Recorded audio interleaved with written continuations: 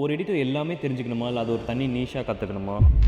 எல்லா type of எடிட்டும் கற்றுக்கிறது பெட்டர். சோஷியல் மீடியாவில் எடுத்துக்கிட்டிங்கன்னா it's more like engaging content, short form videos 30 செகண்ட்ஸில் you have to grasp the attention of audience. அதே நீங்கள் டெலிவிஷன் போகும்போது based on shows it will differ. இப்போ வந்து ஃபோனில் கூட நீங்கள் பண்ணலாம் எடிட், ஓகேவா? So it's all about what you trying to say, உங்களுக்கு என்ன அதில் வைக்கணுங்கிறது, எப்படி நீங்கள் அந்த விஷயத்தை கன்வே பண்ண போகிறீங்க, அவ்வளோ எப்படி உங்கள் எடிட்டை பேஸ் பண்ண போகிறீங்களோ அதை பொறுத்து தான்.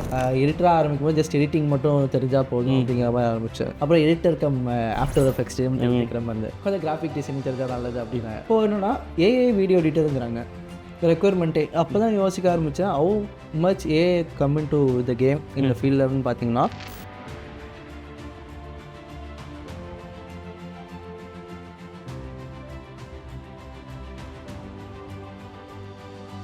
Hi Ashwin, welcome to our show. So first கொஸ்டினாக உங்களை பற்றி கொஞ்சம் சொல்லுங்களேன். இந்த எடிட்டிங் ஃபீல்டுக்குள்ளே நீங்கள் எப்படி வந்தீங்க? ஆக்சுவலாக பார்த்தீங்கன்னா I been media professional for around 7 years 7 வருஷம் ஆயிடுச்சு. அண்ட் இனிஷியலாக பல பரிமாணத்துக்கப்புறம் இப்போது I started as video editor, இப்போது கிரியேட்டிவ் டேரக்டர் ஒரு பொலிட்டிக்கல் ஐடி ஃபார்ம் ஒர்க் பண்ணிகிட்ருக்கேன். விஸ்காம் பண்ணேன். There will be team called director editor அப்படின்னு பசங்களுக்குள்ளேயே முடிவு பண்ணி அந்த ப்ராஜெக்டில் ஒரு டீமாக அலைண்ட் ஆவாங்க. ஸோ அந்த மாதிரி எங்கள் டீமில் வந்து பசங்களாம் ஒருத்தர் ரோல் எடுத்துக்கிட்டாங்க. ஒருத்தர் வந்து சினிமோட்டோகிராஃபர் நான் எடுத்துக்கிட்டாங்க, ஒருத்தர் டேரக்டர்னு போயிட்டாங்க. ஸோ ஆல் டுகெதர் நான் என்ன டிசைட் பண்ணுறதுன்னு தெரியாமல் ஓகே ரைட் எடிட்டர்னு சொல்லும் போது ஸோ அங்கேருந்து its journey started. It might be quite funny, but அங்கேருந்து இட் வாஸ் அ லேர்னிங். நிறையா கற்றுக்க ஆரம்பிக்கிற விஷயம் அங்கே தான் ஸ்டார்ட் ஆச்சு. After finishing college I joined in மாலே மோர்ஸ் அஸ் அ வீடியோ எடிட்டர். அதான் ப்ரொஃபஷனலாக ஃபஸ்ட் டைம் ஒரு கம்பெனியில் ஒர்க் பண்ண ஆரம்பிச்சு. அண்ட் அங்கேருந்து தான் இன்னொரு நிறையா எடிட்டிங்கில் எவ்வளோ ஒரு சென்சிபிளாக நம்ம ஒர்க் பண்ண ஆரம்பிக்க வேண்டியது இருக்குது. சோஷியல் பெர்ஸ்பெக்டிவில் ஒரு எடிட்டில் நம்ம கன்சர்ன் வேரியஸ் ஆஸ்பெக்டை கொண்டு வரும்போது எப்படிலாம் ஒர்க் ஆகுதுங்கிறது எனக்கு ஜேர்னலிசம் ஜாயின் பண்ணதுக்கப்புறம் அந்த தாட்டே ஒய்டராக மாறுச்சு. அண்ட் அதுக்கு முன்னாடிலாம் பார்த்தீங்கன்னா இன்பிட்வீன் கேப்பில் I use to do remix edit. ஒரு படத்தோட தமிழ் மூவி ட்ரெய்லரையும் இங்கிலீஷ் மூவி அது ரெசம்பலன்ஸாக இருக்கிற ஒரு கண்டென்ட்ஸுமே இருந்து ஐ யூஸ் டு டூ. அப்படி தான் எனக்கு எடிட்டிங்குமே நான் லேர்ன் பண்ணிக்க ஆரம்பித்தேன். பிகாஸ் அதில் இருக்க கட்ஸை மேட்ச் கட்லாம் மார்க் பண்ணி வச்சுட்டு இந்த மூவியில் இருக்க சீன்ஸ் எடுத்து சிங்க் பண்ண ஆரம்பிப்பேன். ஸோ அப்படி கொஞ்சம் கொஞ்சமாக நான் ஒர்க் பண்ண ஆரம்பிக்கும் போது இது என்ன பேட்டர்ன் ஆஃப் டெக்னிக்லாம் எனக்கு அப்போ தெரியல. ஒவ்வொரு பீரியட் வந்து நான் என்ன பண்ணேன்னா இது ஒர்க் ஆகும்போது இதுக்கான ஃபீட்பேக் வரும்ல. நம்ம ஒரு ஒர்க் பண்ணுறோம், அது நம்மளுக்கு இன்ட்ரெஸ்டிங்காக இருக்குது. சரி, நம்மளுக்கு ஃபஸ்ட்டு இனிஷியலாக நம்ம ப்ராஜெக்ட்ஸ் பண்ணும்போது அந்தளவுக்கு க்யூரியாசிட்டி வரல. இதனால் புதுசாக க்ரியேட் பண்ணுறோம், இந்த க்ரியேட் பண்ணுற இந்த விஷயத்த வந்து நம்ம வெளியே அப்லோட் பண்ணோம். சும்மா யூடியூப்போ ஃபேஸ்புக்லேயும் நம்ம ஃபீட் பண்ணி அப்லோட் பண்ணேன். அப்லோட் பண்ணும்போது என்ன ஆகும்னா ஜென்ரலாக நம்ம க்யூரியாசிட்டி அவ்வளோ பேர்லாம் பார்க்க போகிறது ஒரு மேக்ஸிமம் எவ்வளோ ஒரு 10-15 பேர் பார்த்தா அவங்கக்கிட்டேருந்து வர இந்த ஃபீட்பேக் வந்து கொஞ்சம் நம்மளை ஓகே ரைட் இது நிறைய பேர் என்ஜாய் பண்ணுறாங்க அண்ட் நிறைய பேர் வந்து பார்க்குறாங்க, இதுக்கிட்ட ஃபீட்பேக் கொடுக்குறாங்க போது அதே நான் எக்ஸைட் பண்ண ஆரம்பிச்சது. There comes a breakthrough மாதிரி. அப்படின்னா ஐபிஎல் வாஸ் ஒர்க்கிங். எப்படின்னா கொரோனாவில் 2020 துபாயில் இந்தியாவிலேருந்து மொத்தமாக ஷிஃப்ட் பண்ணி துபாய்க்கு கொண்டு போனாங்க ஐபிஎல். அப்போ என் ஃப்ரெண்டு வந்து was associate with one of the company. So அவங்க தான் வந்து ஈவெண்ட் ஆர்கனைசேஷன்லாம் பண்ணுவாங்க, டிஎன்ஏன்ட்டு. ஸோ அங்கே வந்து ஒரு 2D அனிமேட்டர் அண்ட் டிசைனர் வந்து தேவைப்படுறாங்க ஐபிஎல்க்குன்னு சொல்லும்போது அஸ் அ ஃப்ரீலான்ஸ் ப்ராஜெக்டாக அதை எடுத்து போகும்போது I had no idea. And so அங்கே போகும்போது there was another new learning for me.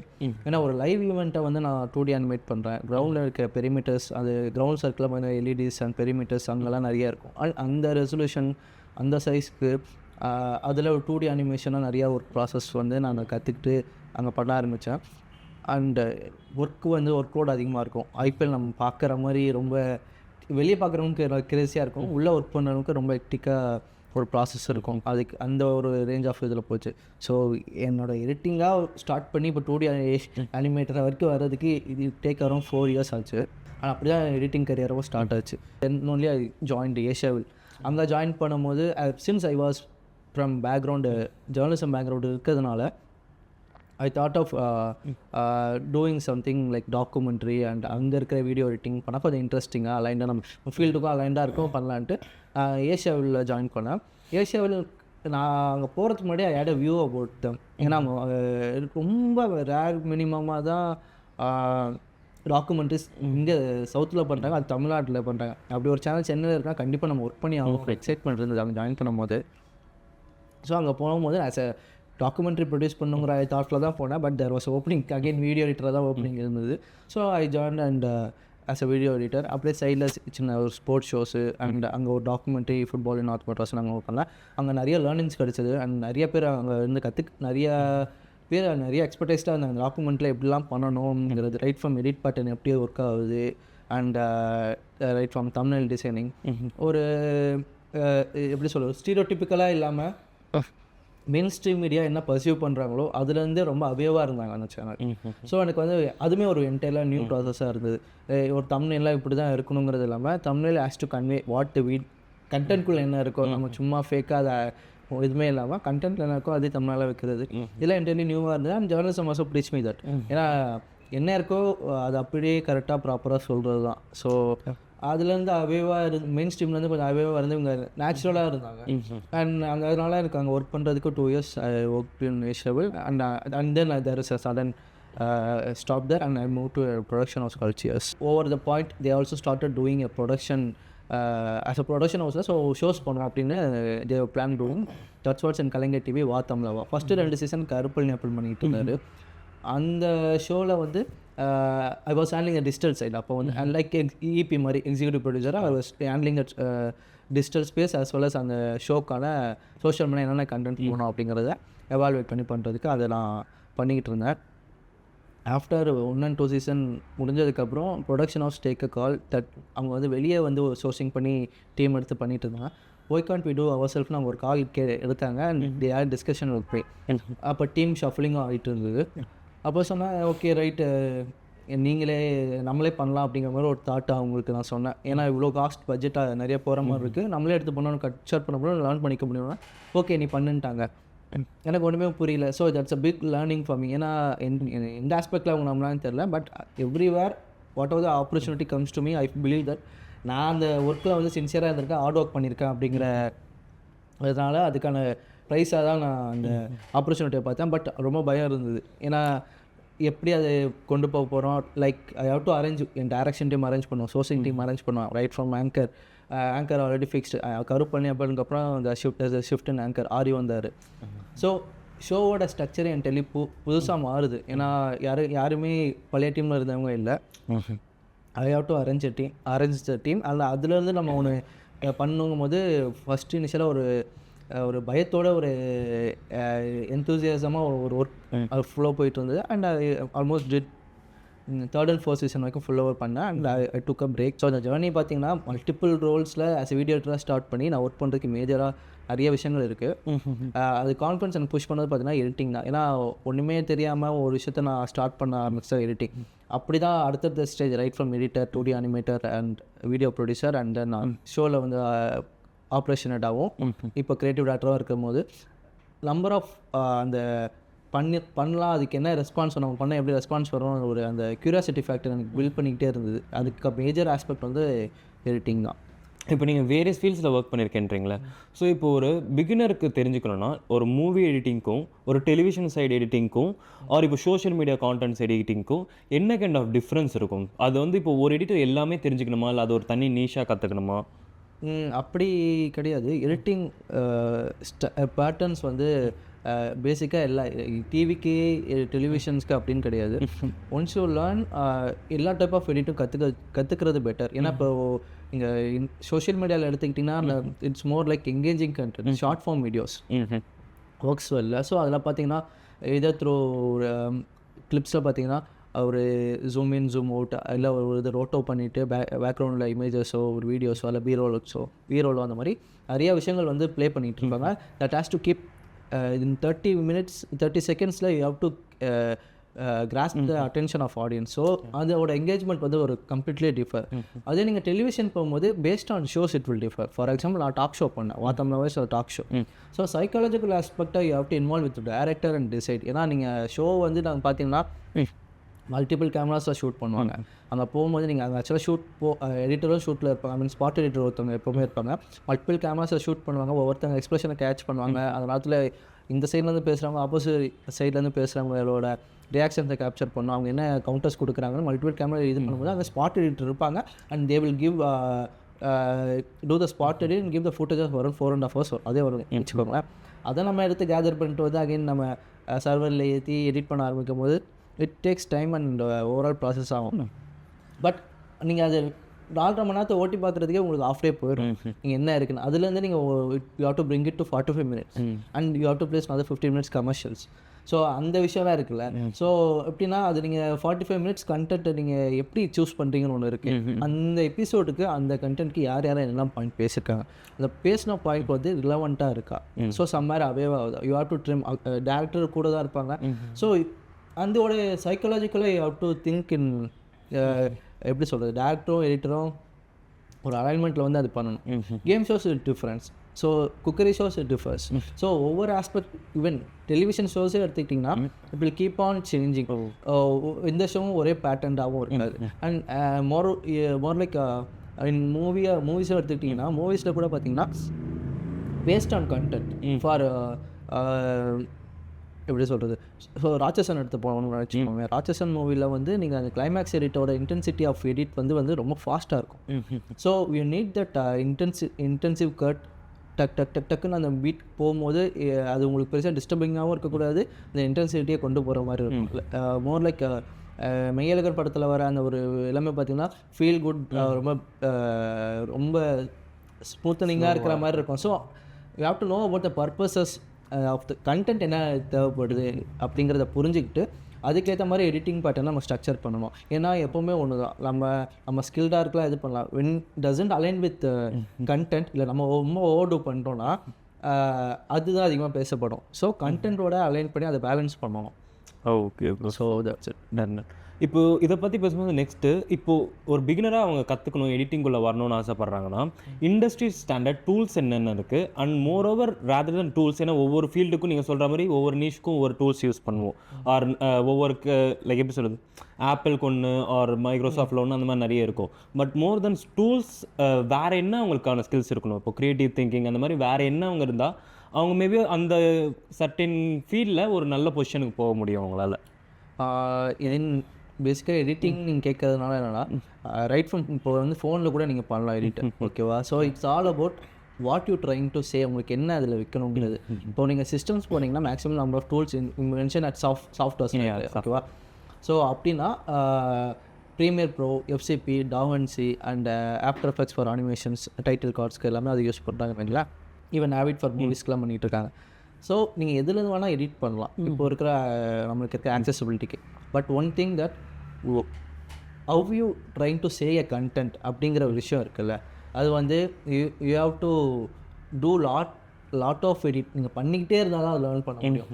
Just by 1 or 2 வீடியோஸில் அதை நீங்கள் கற்றுப்பீங்கன்னா முடியாது.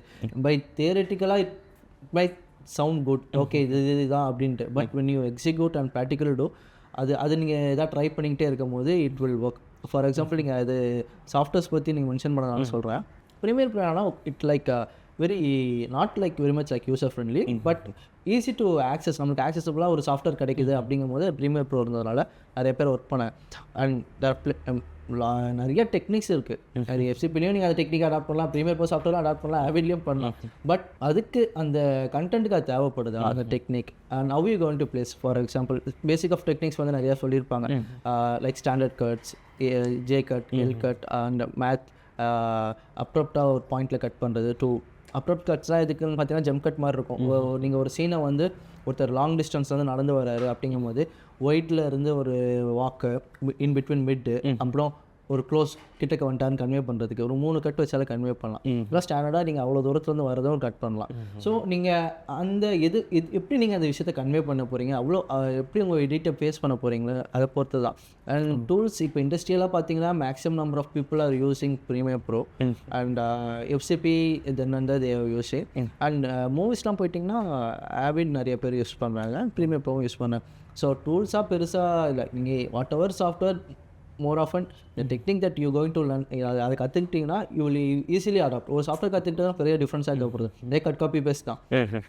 But how you going to do it, அதுதான். Cool bro, cool. அண்ட் இப்போ நெக்ஸ்ட் பிக் திங்னு சொல்லலாம். இப்போ ஏஐ தான் இப்போ எல்லா இடத்துலையும் பேசப்பட்டு இருக்கு.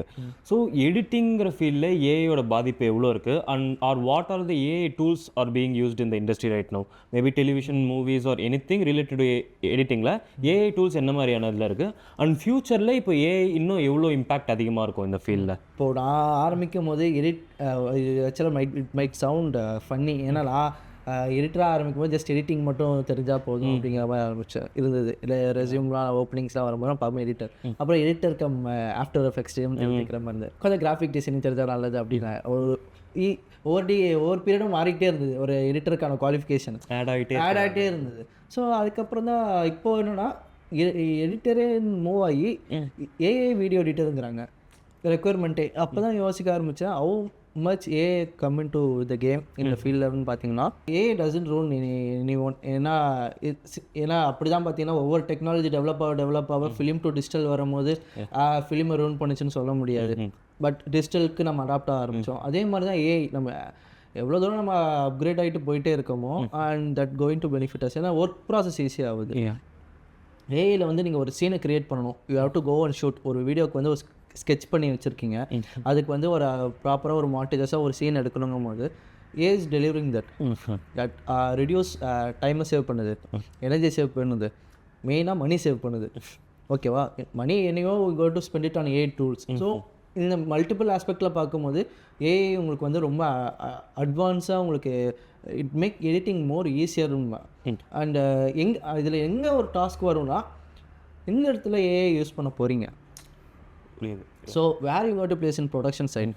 இதர் சிஜிக்காக அந்த ஒரு வைக்க போகிறீங்களா, அது எவ்வளோ தூரம் பெட்டராக அச்சீவ் பண்ண போகிறீங்க, இந்த மாதிரி விஷயங்களில் தான் நம்ம இப்போ ஃபோக்கஸ் பண்ணுற மாதிரி இருக்கும். இப்போ நம்ம நான்லாம் முன்னாடி என் ஃப்ரெண்ட்ஸ் கிட்ட பேசும்போது ஒரு ஆர்குமெண்ட்டே வரும்.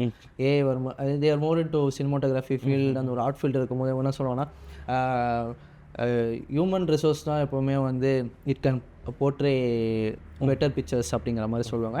ஆப்வியஸ்லி அதுக்கான டெச்சர்ஸ் அண்ட் அதோட ஏஸ்தட்டிக்ஸ் தான் இட்ஸ் ட்ரூ, அது அப்படி தான் இருக்கும்.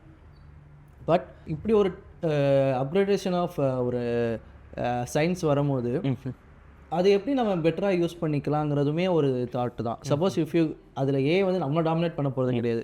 If you learn that you will learn அதை எங்கே வந்து நான் ப்ளேஸ் பண்ண போகிறேன் அப்படின்னு நீங்கள் தெரிஞ்சுப்பீங்க, அவ்வளோதான். ஸோ அதனால் ஒவ்வொரு பீரியட் சொல்லும் போது இதெல்லாம் வரட்டும், இல்லை அப்போ கொஞ்சம் இப்போ ட்ரையல் அண்ட் எரரில் தான் ஏஐ இருக்குன்னு வச்சுக்கலாமே.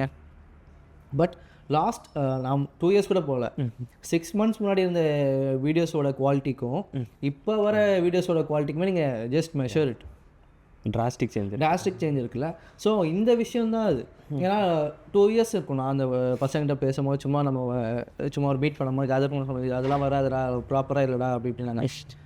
நிறைய விஷயங்கள் அப்கிரேட் ஆகுது, நிறைய விஷயங்கள் மாறிக்கிட்டே இருக்குது. அண்ட் நிறைய பேர் யூஸ் பண்ண ஆரம்பிச்சிட்டாங்க.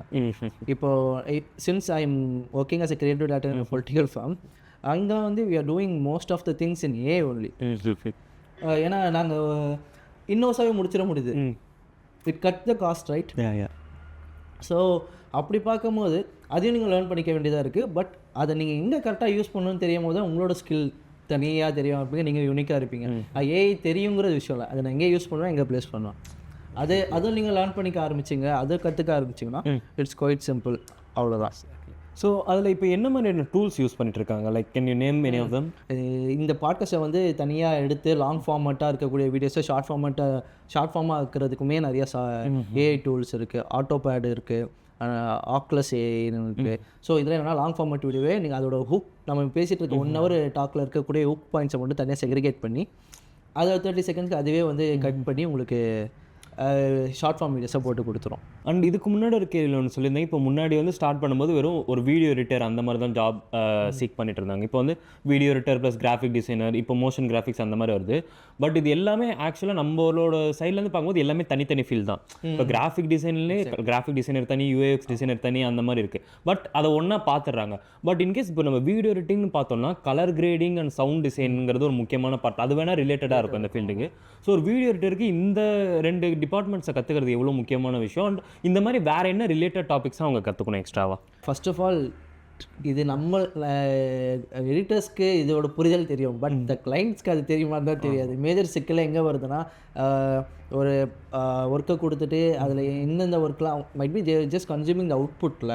ஸோ அதனால் அவங்களுக்கு வந்து எப்படி எது ஒர்க்கு செப்பரேட் பண்ணுறாங்கன்னு அவங்களுக்கு தெரியாது.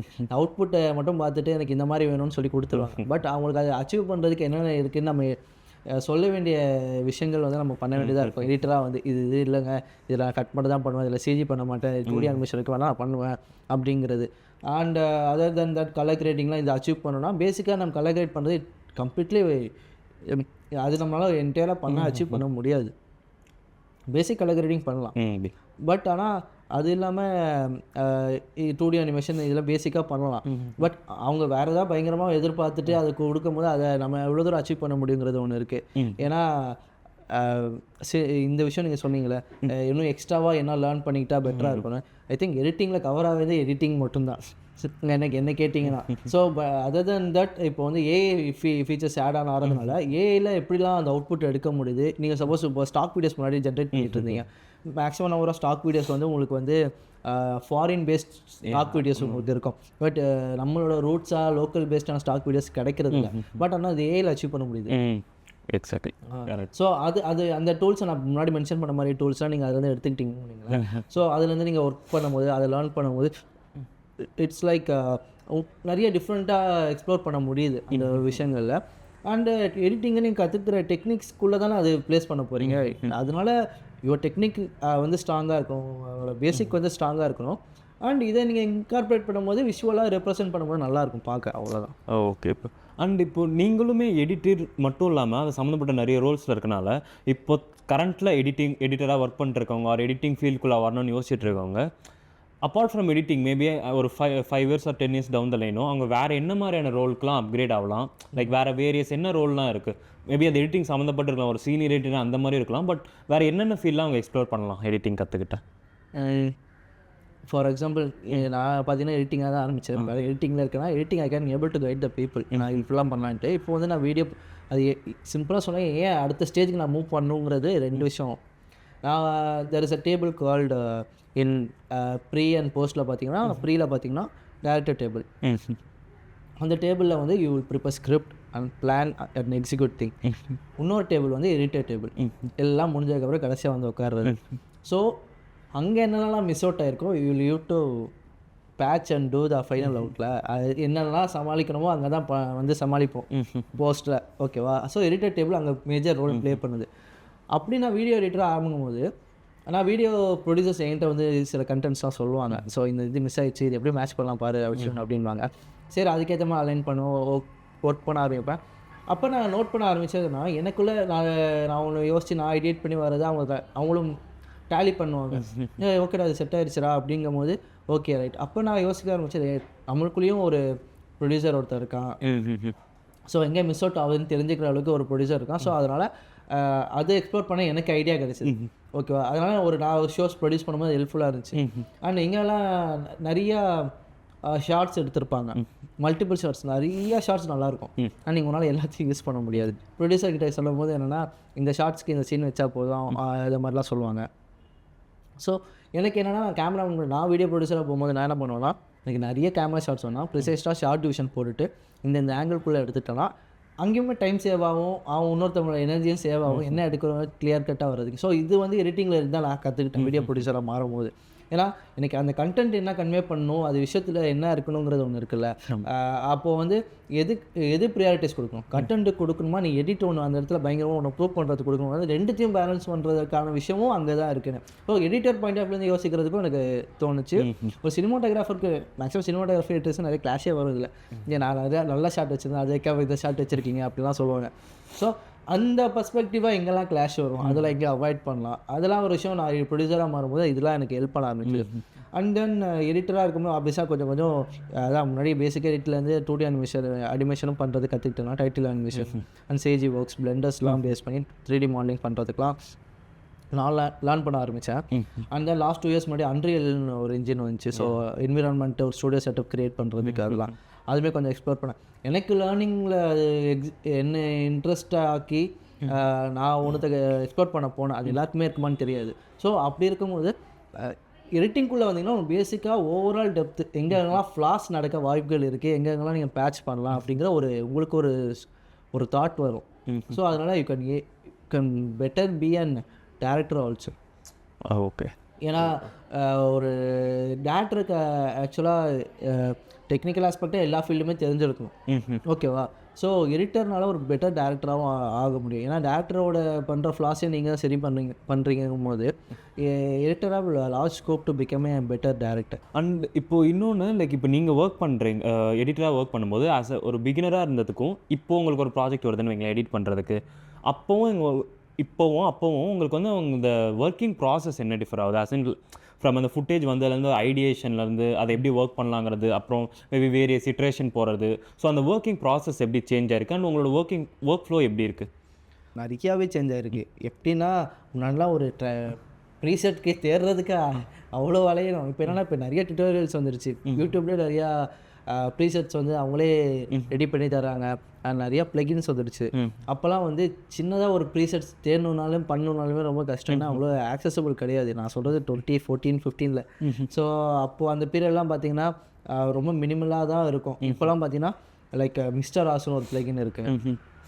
அப்புறம் வந்து மோஷன் ப்ரோன்ட்டு, அப்புறம் எசென்ஷியல் மோஷன்ஸ்னு இருக்குது. இதெல்லாம் பார்த்தீங்கன்னா இப்போ நம்ம நார்மலாக ஒரு நெஸ்ட் பண்ணி ஒரு நெஸ்ட்னால் அந்த இன்பிட்வீன் கிளிப்ஸை வந்து மேட்ச் பண்ணி அதில் ஒரு ட்ராக்கிங் மாதிரி ஒரு போர்ஷன் கொடுத்து செட் பண்ணுறது இருக்குல்ல. ஸோ அது பண்ணி எடுக்கிறதுக்குலாம் வந்து டேக்ஸ் டைம். இப்போ சும்மா நீங்கள் வந்து இன்செர்ட் பண்ணாலே போதும் ஆயிடுது. ஈவன் ரொம்ப சிம்பிளாக சொல்லலாம், ஓவர் த பீரியட் வந்து ரோட்டோ பண்ணலாம் ரொம்ப கஷ்டமாக இருக்குது. ஓகே, அப்போல்லாம் வந்து பார்த்தீங்கன்னா ரோட்டோ டூல் எடுத்து ப்ரஷ் பண்ணி ஒவ்வொரு லேயராக மார்க் பண்ணி அப்புறம் ட்ராக் பண்ணணும். அப்புறம் ஆஃப்டர் ஜஸ்ட்டு நீங்கள் ஒரு ப்ரஷ் கிளிக் பண்ணிங்கன்னா அதே ஆட்டோமேட்டிக்காக அந்த லேயர்ஸை செலக்ட் பண்ணி அப்புறம் ட்ராக் பண்ண ஆரம்பிச்சது. இப்போ ப்ரீமியர் ப்ரோவில் உங்களால் பண்ண முடியும். அண்ட் மோக்காய் ட்ராக்கிங் அண்ட் ரோட்டோக்கு ரொம்ப பெஸ்ட்டான ஒரு ப்ளகின். ஸோ ப்ரீவியஸாக இருந்ததோட இப்போ எனக்கு வந்து எடிட்டிங் வந்து ரொம்ப ஈஸியாக இருக்குது, டைம் சேவ் ஆகிருக்கு. இந்த ஃபீல்டில் ஒரு 2 விஷயம் தான். If you save time you will save money. Okay bro, awesome. And இப்போ நீங்கள் இது சொல்லும்போது இப்போ இந்த நம்ம ஏஐ மூலமாகவும் சரி ஆர் இப்போ எடிட்டிங் சாஃப்ட்வேர்ஸ்லேயே நிறைய விஎஃப்எக்ஸ் ரிலேட்டட் டூல்ஸுமே வராதனால மேபி இன் ஃப்யூச்சரில் லைவ் ஃபிலிம் மேக்கிங் வந்து குறையிறதுக்கு வாய்ப்பு இருக்கா? ஆர் மேபி அது மொத்தமாக எரடிகேட் ஆகிறதுக்கு ஏதாவது வாய்ப்பு இருக்கா? Live film making in sense like நம்ம ஒரு நேச்சுரல் லொக்கேஷனில் போய் ஷூட் பண்ணுற மாதிரியான சீன்ஸ். அது இருக்காது. அதுதான் நான் சொல்கிறேன்ல, எப்போவுமே ஒரு பீரியடில் ஓவராக ஒரு விஷயத்தை கன்சியூம் பண்ணும்போது ரொம்ப திகட்ட ஆரம்பிச்சிடும். ஓகேவா? So again we will come back to original thing. Okay, so AI இப்போ என்ன தான் நம்ம பண்ணாலுமே சின்ஸ் எந்த அளவுக்கு ரியலிஸ்டிக்காக அது கொடுத்தாலுமே ரியல் அவுட்புட்டோட ஒரு ஹாரா அந்த அந்த விஷயங்கள் வந்து it has is own power. So நீங்கள் இந்த ஒரு ரியல் லேண்ட்ஸ்கேப்பில் நீங்கள் பண்ணுறீங்கன்னா மைட் பி இப்போது நிறைய பேர் டிபேட் ஆகலாம், இவ்வளோ செலவு பண்ணி இப்போ போய் பண்ணுமா அதை ஏஐலே பண்ணிடலாமே அப்படின்லாம் கேட்கலாம். பட் அப்படி பண்ணுறவங்களும் இருக்கணும். It has to balance both. இப்போது வெற்றிமாறன் வந்து ரூட்டடான சப்ஜெக்ட்டுக்கு வந்து அங்கே இருக்கிற மக்களை நடிக்க வைக்கிறது தான் பெட்டராக, அது சோல் ஃபீலிங்காக அது கண்டென்ட் இருக்குன்னு அவர் பண்ணுறாருனா அது வந்து ஏஐயோட ரீப்ளேஸ் பண்ணுங்க நம்ம might be it can be done. But எந்த அளவுக்கு ஜஸ்டிஃபைடாக பண்ண முடியும், அந்த அந்த கதையில் இருக்கக்கூடிய சோலுக்கு எந்த அளவுக்கு உண்மையாக அது இருக்குங்கிறது நான் கேள்விக்குறி இருக்கும். ஸோ லைவாக இருக்கிற விஷயங்கள் அதுவுமே பேரலாக எக்ஸிஸ்ட் ஆக வேண்டியது தான். சூப்பர். அண்ட் ஆல்சோ இப்போது ஒரு பிகினர் எடிட்டரும் சரி ஆர் ஒரு 5 to 10 இயர்ஸாக ஒரு வேறு ஃபீல்டில் இருக்காங்க, டோட்டலி மேபி இந்த மீடியானே ரிலேட்டடாக இல்லாமல் வேறு ஃபீல்டில் இருக்கிறவங்க, மேபி அவங்களுக்கு மூவிஸ் பார்த்தோ ஒரு சம்திங் பார்த்து அவங்களுக்கு எடிட்டிங்குள்ளே வரணும்னு ஆசை வந்துருச்சு. ஸோ நீங்கள் என்ன பார்த்து சஜஸ்ட் பண்ணுவீங்க அவங்க இதை கற்றுக்கிறதுக்கோ இந்த ஃபீல்டுக்குள்ளே வர்றதுக்கோ, பிகினருக்கும் சரி ஒரு வேறு ஃபீல்டு எக்ஸ்பீரியன்ஸ் ஆனவங்களுக்கும் சரி? என்ன கேட்டிங்கன்னா அந்த மாதிரி ஷஃபிளாகி வந்தவங்க தான் நிறைய ஷைனாக இருக்காங்க. ஓகே, எப்படின்னா இட்ஸ் வில்லிங் டு லேர்ன் தான். யாராக இருந்தாலும் இது நான் விஸ்காம் பண்ணால் நான் தான் பண்ணணும்னு சொல்ல முடியும். Art form can be taken by anyone. So அதனால் உங்களுக்கு அந்த க்யூரியாசிட்டி அண்ட் கற்றுக்கணும், நான் டெவலப் பண்ணிக்கணும் அப்படிங்கிற விஷயம் லேர்னிங் இருக்கிற வரைக்கும் you will keep on growing. So அவங்க பேசிக்காக வந்து கற்றுக்கணும்னு நினைக்கிறது என்னென்னா ஹேவ் சம் பெஸ்ட் மென்டார். ஏன்னா நான் லேர்ன் பண்ணி கொஞ்சம் மிஸ்டேக் பண்ணி அப்புறம் அந்த பீரியடை கொஞ்சம் தப்பு பண்ணி டிலே பண்ணியிருப்பான்ல. ஸோ உங்களுக்குன்னு ஒரு மென்டார் இருந்தாங்கன்னா அவங்ககிட்ட கொஞ்சம் லேர்ன் பண்ணிவிட்டு அண்ட் பேசிக்ஸை கற்றுக்கிட்டு இன்னும் பெட்டராக எக்ஸிக்யூட் பண்ணுறதுக்கு உங்களுக்கு ஒரு ஆப்பர்ச்சுனிட்டி இருக்கும். So try to choose better mentor. ஏன்னா எங்களுக்கு ப்ரொஃபஷனே புதுசு. ஆல்ரெடி நீங்கள் யார்கிட்ட போகிறதுன்னு தெரியாமல் நானே பண்ணேன்னு சொல்லி அலமோதி பண்ணுறதுக்கு நீங்கள் ஒருத்தவங்க கூட ஒரு பீரியட் 1 or 2 year ட்ராவல் பண்ணிட்டு அண்ட் அதை லேர்ன் பண்ணிக்கிட்டு நீங்கள் சைடில் கொஞ்சம் அதை எக்ஸ்பெரிமெண்ட் பண்ணி ஒர்க் பண்ணி பாருங்கள். அவ்வளோதான் நான் சொல்லுவேன். ஏன்னா இது சொல்கிற அளவுக்கு இந்த ஃபீல்டு வந்து புதுசாக வந்தவங்கள வந்து ரொம்ப கற்றுக்கிட்டு வரணும் அப்படின்னு கிடையாது. ஏன்னா இப்போ கற்றுக்கிறதுக்கான ஆக்சசபிலிட்டி நிறைய இருக்குது. நிறைய விஷயங்கள் நமக்கு யூடியூப்லேயே கிடைக்கிது, சோஷியல் மீடியா பிளாட்ஃபார்ம் நிறைய பேர் டீச் பண்ணுறாங்க. ஸோ இது ரொம்ப ஒரு கஷ்டமான ஒரு ப்ராசஸ்ஸு, கற்றுக்கணும் அப்படிங்கிறது கிடையாது. But try to update and upgrade, அவ்வளோதான் நான் எப்பவுமே சொல்வேன். அண்ட் ஆல்சோ இப்போது இன்னொரு திங் கேட்கணும்னா, இப்போ நம்ம ஊரில் வந்து social media kind of content இப்போது ஒரு பிராண்ட்ஸ் இது பண்ணும்போது ப்ரொடக்ஷன் வைஸ் அவங்க பெருசாக எதுவும் பண்ணுறதில்ல. மேபி ஃபாரினில் நிறைய இருக்குது, பட் இப்போ இங்கே வந்து மோஸ்ட்டாக மொபைலில் ஷூட் பண்ணுறது அந்த மாதிரி தான் போயிட்டுருக்கு. மோஸ்ட்டாக சொல்கிறேன், சிலவங்க வந்து நல்ல ப்ரொடக்ஷனாகவே பண்ணிகிட்ருக்காங்க. பட் அப்பார்ட் ஃப்ரம் திஸ், ஒரு மூவியோட ஷூட்டிங்கோ ஒரு டெலிவிஷன் ஷூட்டிங்கோ அங்கே செட்டப் எப்படி இருக்கும், என்ன டிஃப்ரெண்ட் ஆகும், என்ன மாதிரி ஸ்கேலில் இருக்கும் அங்கே? அந்த ஸ்கேல் ஆஃப் வந்து பட்ஜெட் வந்து ரொம்ப பெருசாக இருக்கும். நம்ம இங்கே பண்ணுறது வந்து மைட் பி இது எதுவுமே கம்மியாக குறைச்சி இடம் போடல. பட் இங்கே உங்களுக்கு ஒரு லேர்னிங் கிடைக்குதுல, ஷூட் பண்ணுற ப்ராசஸ்ஸு. நம்ம முன்னாடி ஷூட் பண்ணால் டக்குன்னு அவுட் வந்துடும் நினைப்போம். இல்லை ஒருத்தர் கரெக்டாக அதை நடிக்க முடிக்கணும், கட் வைக்க சொல்லணும், அதுக்கப்புறம் அதை கரெக்டாக கேமராமேன் ஃபாலோ பண்ணணும். இங்கே நீங்கள் மொபைலில் என்னத்தை ப்ராசஸ் பண்ணுறீங்களோ அதே பட்ஜெட்டோட பெரிய கேமராவில் ஒரு பெரிய க்ரௌடில் இதோட பட்ஜெட் ஏறும்போது ஆர்டிஸ்ட்டு வந்து ஏறுவாங்க. ஒரு சினி ஆர்டிஸ்ட்டோ இன்ஃப்ளூயன்சர்ஸை வச்சு பண்ணும்போது அதுக்கேற்ற மாதிரி மாறும். ஐ திங்க் ப்ராசஸ் எதுவும் பெருசாக உங்களுக்கு வந்து ஸ்கேல் ஆஃப் டூயிங் திங்ஸ் வேணால் மாறும், பட் ப்ராசஸ் இஸ் சேம். இங்கே நீங்கள் இல்லாட்டி இப்போ ஏன் நிறைய பேர் இந்த ஃபீல்டை எடுக்கிறாங்கன்னா ஆக்சசிபிலிட்டி ரொம்ப ஈஸியாக இருக்குது. டெக்னாலஜி வந்து இவங்க முன்னாடிலாம் வந்து இது பண்ணுறதுக்கு வந்து you have to go for அதான் முன்னாடி ஏடியாக இருக்கணும், இது பண்ணணும் அப்படிங்கிறது இருந்தது. இப்போ வந்து அவங்களே லேர்ன் பண்ணிவிட்டு கற்றுக்கிட்டு வராங்க. கற்றுக்கிட்டு வந்து பண்ணுறவங்க நிறைய பேர் டேரக்டர்ஸாகி நல்லா ஷைன் பண்ணிகிட்டு இருக்காங்க. பட் எனக்கு என்ன நான் லேர்ன் பண்ணேன், if someone has a mentor for you, உங்களுக்கு எதாவது கைட் பண்ணுறதுக்கு ஒரு ஆள் இருந்தாங்கன்னா இட் வில் பி பெட்டர். நிறைய இடத்துல மிஸ்டேக் பண்ணுறதை அவாய்ட் பண்ணுவீங்க, அடி வாங்குறதுக்கு கொஞ்சம் கம்மி பண்ணிக்கலாம். ஸோ அதுதான். அண்டு லைவ் ஷூட் ஸ்பாட்டில் வந்து எப்படின்னா என்ன மைட் பி கேமராவோட வேரியன்ஸ் சேஞ்ச் ஆகும், அலெக்ஸா ஏரியா அந்த மாதிரி பட்ஜெட்டில் இருந்தால் போவோம்.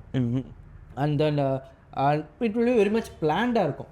இப்போ வந்து நம்ம ஷூட்டில் இன்றைக்கி ஷூட் பண்ணால் கூட கட் பண்ணிட்டு இன்னொரு வாட்டி போகலாங்கிற மாதிரி இருக்காது. ஏன்னா இந்த everything place under time and மணிங்கிறதுனால கரெக்டாக டெலிவர் பண்ணணும். நம்ம சைட்லேருந்து மிஸ்டேக் வந்துடக்கூடாது. எல்லாருமே ஒரு பரபரப்பான ஒரு எப்படி சொல்கிறது, எங்கேயுமே நம்மளால் கையாசம் ஆகிடக்கூடாதுன்னு ஒரு தாட்டு இருந்துக்கிட்டே இருக்கும். நம்மளால் இந்த பிரச்சனை வரக்கூடாது, எல்லாருமே டெலிவர் பண்ணுறதுக்கு யோசிப்பாங்க.